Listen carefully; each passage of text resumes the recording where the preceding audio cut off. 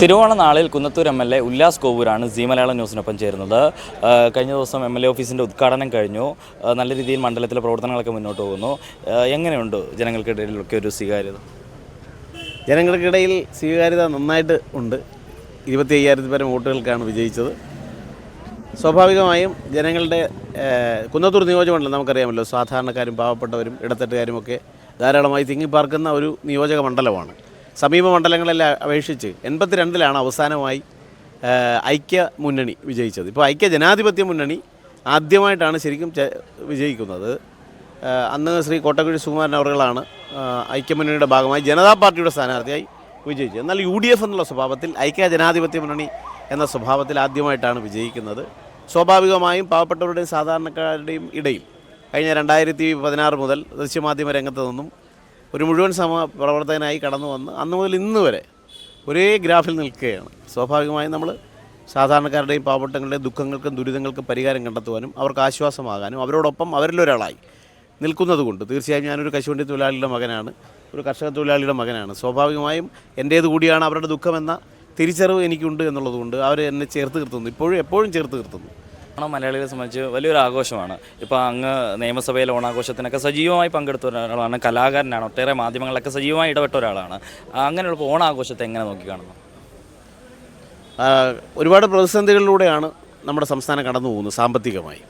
ആ പ്രതിസന്ധികൾക്കിടയിലും ഏറ്റവും നന്നായി മെച്ചപ്പെടും. ഇപ്പം ആശാവർക്കർമാരുടെ ക്ഷേമ പെൻഷനുകളുണ്ട്, ചെയ്യാൻ കഴിയുന്ന സാധ്യമായ കാര്യങ്ങളിലെല്ലാം ഈ ഗവൺമെൻറ് സഹാനുഭൂതിയോടെ എംപത്തറ്റിക്കായി ഇടപെടുന്നുണ്ട് എന്നുള്ളതാണ് നമ്മുടെ ബഡ്ജറ്റിൻ്റെ വരവ് തന്നെ നമുക്കറിയാം. എല്ലാ വിഭാഗം ആളുകളെയും സ്പർശിച്ചുകൊണ്ടുള്ള ഒരു ബഡ്ജറ്റാണ്.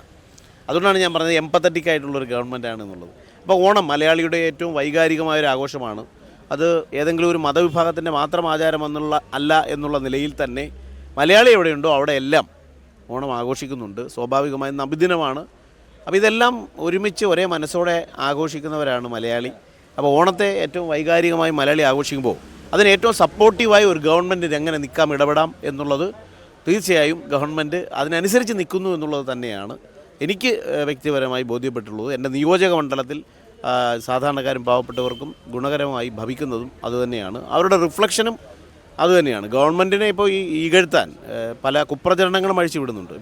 ഇപ്പോൾ തന്നെ ക്ഷേമ പെൻഷനുകൾ നിർത്തലാക്കി എന്നൊരു വാദമാണ് ഇടതുപക്ഷ ജനാധിപത്യത്തിൽ മുന്നോട്ട് വെക്കുന്നത്. സത്യത്തിൽ അത്തരത്തിലൊരു നിലപാട് ഗവൺമെൻറ് സ്വീകരിച്ചിട്ടില്ല. സ്വാഭാവികമായും കള്ളപ്രചരണങ്ങളും ദുഷ്പ്രചരണങ്ങളും പറഞ്ഞ് ഗവൺമെൻറ്റിൻ്റെ യശസ്സിനെ കെടുത്തുവാനാണ് പ്രതിപക്ഷം ശ്രമിക്കുന്നത്. ഇവിടെ സംഭവിച്ചത് എന്താണ്? അതായത് ക്ഷേമ പെൻഷനുകളെ രാഷ്ട്രീയവൽക്കരിച്ച് വീടുകളിലേക്ക് എത്തിക്കുകയാണ്. അതൊരു രാഷ്ട്രീയവൽക്കരണമാണ്. പണം കൊടുത്ത് അങ്ങോട്ട് പോകുന്നു.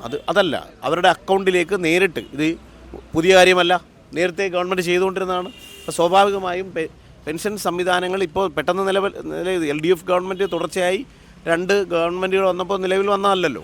അതിനു മുമ്പും സർക്കാരുകൾ ഉണ്ടായിട്ടുണ്ട്, LDF ഉണ്ടായിട്ടുണ്ട്, UDF ഉണ്ടായിട്ടുണ്ട്. അപ്പോഴെല്ലാം ഈ പെൻഷൻ സംവിധാനം ഉണ്ടല്ലോ. അപ്പോൾ അത് വീടുകളിലേക്ക് കൊണ്ടുകൊടുക്കുകയും അതിനെ കക്ഷി രാഷ്ട്രീയവൽക്കരിക്കുകയും ചെയ്യുന്നതിനുമപ്പുറം UDF വച്ചിട്ടുള്ളൊരു നിലപാട് അവരുടെ കൈകളിലേക്ക്, അവരുടെ അക്കൗണ്ടിലേക്ക് നേരിട്ട് പണം എത്തിക്കുകയും അവർക്ക് ഗുണകരമായി ചെയ്യാം. അല്ലാതെ വേറൊരാൾ അവിടെ കൊണ്ടുകൊടുക്കുന്നു, അതിൽ നിന്നൊരു വിഹിതം പറ്റുന്നു, അങ്ങനെയല്ലല്ലോ. ക്ഷേമ പെൻഷൻ എന്ന് പറയുമ്പോൾ അങ്ങനെയല്ല. ഒരു ക്ഷേമരാഷ്ട്ര സങ്കല്പം എന്നുള്ളത് അങ്ങനെയല്ലല്ലോ. കലാകാരൻ കൂടിയായിട്ടുള്ള MLA ആണ്. നമ്മുടെ പ്രേക്ഷകർക്ക് വേണ്ടി ഒരു 2 വരി ഓണപ്പാട്ട് എന്തെങ്കിലും പാടാമോ?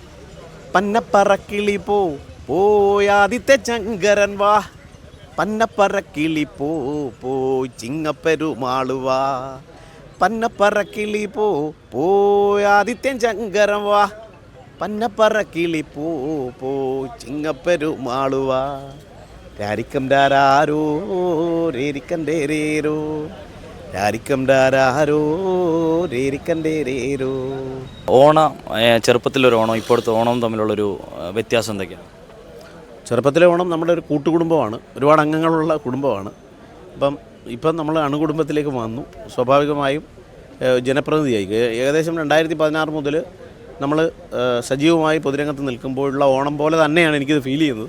പക്ഷേ എനിക്ക് കുറച്ചുകൂടി പ്രവർത്തനങ്ങളെ ഏകോപിപ്പിക്കാൻ ആവശ്യമായ ഒരു ഓഫീസ് സംവിധാനം നമ്മുടെ നിയോജക മണ്ഡല ആസ്ഥാനത്ത് അല്ലെങ്കിൽ ശാസ്താംകോട്ടയ്ക്കും ഭരണിക്കാനും ഇടയിൽ സ്ഥാപിക്കുവാനും അതുവഴി പ്രവർത്തനങ്ങളെ കോർഡിനേറ്റ് ചെയ്യുവാനും, അതായത് ഞാൻ താമസിക്കുന്നത് ചവറ നിയോജക മണ്ഡലത്തിൻ്റെയും കുന്നത്തൂർ നിയോജക മണ്ഡലത്തിൻ്റെയും അതിർത്തി പ്രദേശത്താണ്. അപ്പോൾ ഈ മണ്ഡലത്തിൻ്റെ വടക്കൻ ഭാഗത്തു നിന്നും ഇപ്പോൾ പവിത്രേശ്വരം പോലുള്ള ഭാഗത്തു നിന്നുമെല്ലാം ഇത്രയും ട്രാവൽ ചെയ്താണ് ഏതെങ്കിലും പാവപ്പെട്ട അമ്മമാരും അച്ഛന്മാരും ഒക്കെ നമ്മുടെ വീട്ടിൽ വന്നിട്ട് ഓഫീസിൽ വന്നിട്ട് കാര്യങ്ങൾ സാധിച്ചു പോകുന്നത്.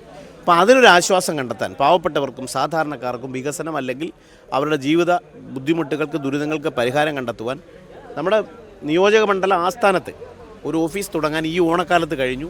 ജനപ്രതിനിധി എന്നുള്ള നിലയിൽ എനിക്ക് വലിയ സന്തോഷമാണ്. തീർച്ചയായിട്ടും നമ്മളെ സംബന്ധിച്ചെല്ലാം നമ്മുടെ മുന്നണി പ്രവർത്തകർ അവരെല്ലാം സ്നേഹവായ്പോടെ ചേർത്ത് നിർത്തുന്നത് കാണുമ്പോൾ ഓണത്തിന് ഒരു എന്താ പറയുക പറഞ്ഞ ഒരു വല്ലാത്തൊരു ഒരു മധുരം കൂടി വരുന്നു, ഒരു ഇരട്ടി മധുരം ഉണ്ടാകുന്നു എന്നുള്ളതാണ് ഈ ഓണത്തിൻ്റെ പ്രത്യേകത. ഓണവിശേഷങ്ങൾ സി മലയാളം ന്യൂസിനൊപ്പം പങ്കുവെക്കുകയായിരുന്നു Kunnathur MLA Ullas Kovoor. Adarsh Mukkada, C Malayalam news, Kollam. ഏറ്റവും പുതിയ വാർത്തകളും വിശേഷങ്ങളും വിരൽ തുമ്പിലറിയാൻ സി മലയാളം ന്യൂസ് എല്ലാ ഡിജിറ്റൽ പ്ലാറ്റ്ഫോമുകളിലും ലഭ്യം.